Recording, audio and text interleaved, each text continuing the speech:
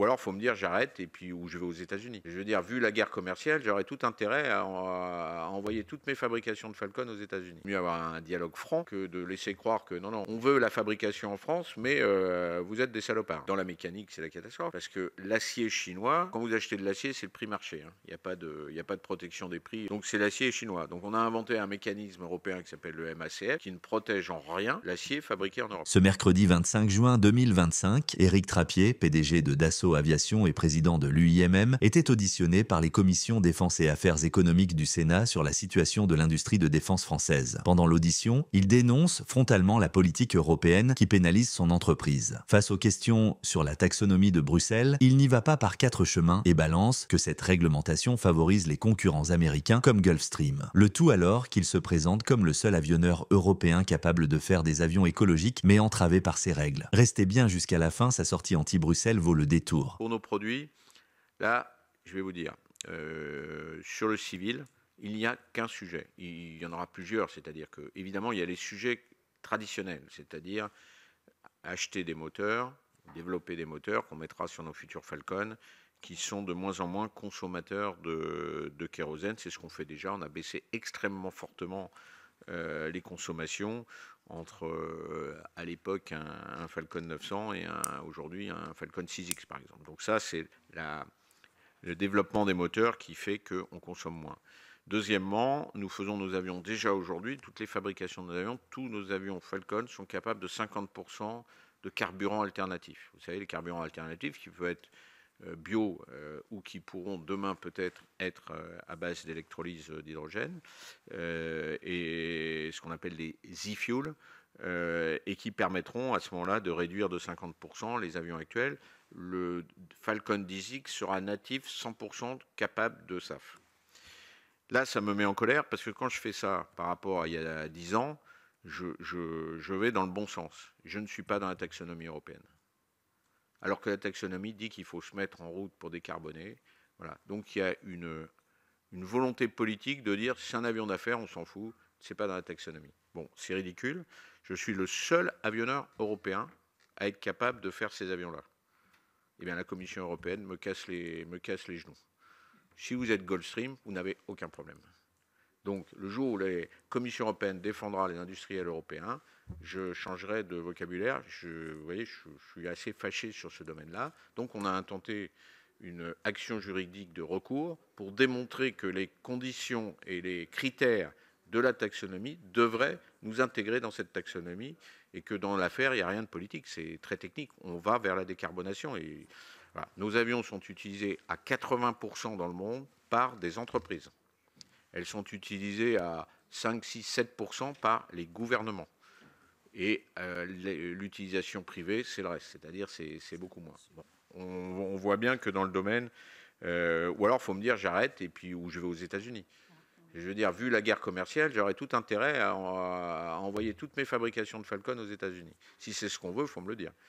Il vaut mieux avoir un dialogue franc que de laisser croire que non, non, on veut la fabrication en France, mais vous êtes des salopards. Et je le dis haut et fort, parce que c'est comme ça, hein, la taxonomie. Vous êtes, voilà.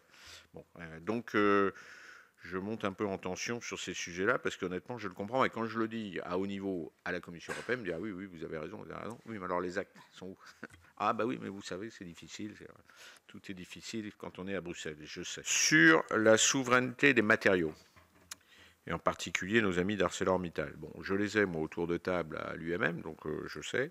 Ils se battent matin, midi et au soir, et croyez-moi, ce sont des gens très engagés pour la fabrication d'acier en France et en Europe, et qui ne sont pas du tout ceux qui veulent licencier ou je ne sais quoi. Le problème est global, c'est simple. Dunkerque ne survit que s'il y a décarbonation, c'est exactement ça.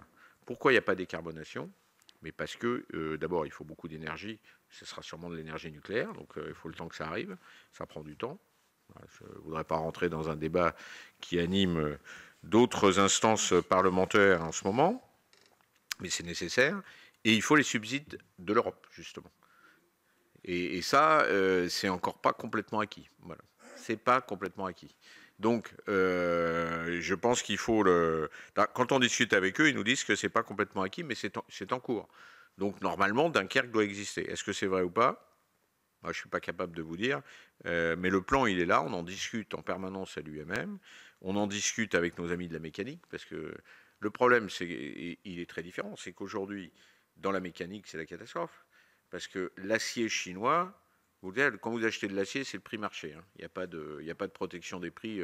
Donc c'est l'acier chinois. Donc on a inventé un mécanisme européen qui s'appelle le MACF, qui ne protège en rien l'acier fabriqué en Europe. Et puis en plus, vous avez l'acier américain avec les droits de douane, etc. etc. Bon, donc aujourd'hui, qu'est-ce que fait l'Europe? C'est ça la vraie question. Comment elle réagit à ça? Et comment la mécanique va se prémunir de l'achat de pièces qui auront été faites, etc., auront été faites avec les mêmes règles, les mêmes normes que ce qu'on nous impose ici en Europe? La réponse est non, on le sait. Donc c'est cette disparité de marché, de capacité de produire est un vrai sujet à l'échelle européenne, puisque les normes sont faites sur le marché à l'échelle européenne et non pas à l'échelle française. Donc oui, on en discute. Et ça a fait des débats passionnés au sein de l'UMM et surtout de France Industrie. Hein. Dans le cadre de la France, on nous demande d'avoir plus d'avions de combat pour la France, ce qui est normal, puisque voilà, je rappelle juste que les précédentes LPM ont vu le nombre d'avions se décaler, que la deuxième partie de la tranche 4 a été même très décalée, et qu'heureusement on a eu l'export pour éviter la rupture de chaîne. En 2020, la cadence du Rafale était à moins de 1 par mois. Et maintenant, on doit monter en puissance et on doit fabriquer des nouveaux avions. Y a-t-il une commande de 30 avions supplémentaires que vous avez pu voir dans la presse ou pas? La réponse est non aujourd'hui. Nous n'avons pas de contrat dans ce domaine-là. Nous n'avons pas de négociation de contrat dans ce domaine-là. Nous avons des demandes. Bien sûr, si on nous demande de livrer des avions demain pour remplacer ceux qui n'ont pas été prévus il y a de ça quelques années, et ce sera extrêmement difficile puisque entre-temps on a pris des engagements vis-à-vis d'un certain nombre de pays étrangers en totale coordination et accord avec l'État. Donc aujourd'hui, malgré cette montée en puissance, on peut évidemment, et on serait très heureux d'augmenter le nombre d'avions à fournir aux armées françaises, mais il y a un certain délai pour le faire. Un avion, ça se fabrique en 3 ans et demi. Et encore, ça fait longtemps qu'on fait des stocks de matière pour éviter les problèmes de pénurie, malgré les problématiques qu'on a eu à avoir sur ces domaines d'approvisionnement de matière. Le Danemark. Je vais dire que je comprends. C'est-à-dire, vous êtes attaqué par un autre pays. Et vous dites à l'autre pays, si je t'achète des armes, est-ce que tu ne m'attaques pas? C'est tout, c'est ça. Ils sont menacés par les US et ils demandent à acheter plus d'armement aux US. Ne me demandez pas d'expliquer, il faut aller leur demander à eux. Je pense que c'est un des problèmes de certains pays en Europe, pas que donc les pays qui sont à la frontière russe, mais aussi des pays, vous voyez, plutôt... alors ils ont une frontière par le nord, hein, c'est sûrement ce qui aussi peut-être les inquiète, mais quelque part, ce vide créé par la volonté américaine qui ne date pas de Trump, hein, qui date de Obama, hein, donc il ne faut pas croire que Trump c'est le diable incarné, il y a la politique américaine, il n'y a pas que, etc.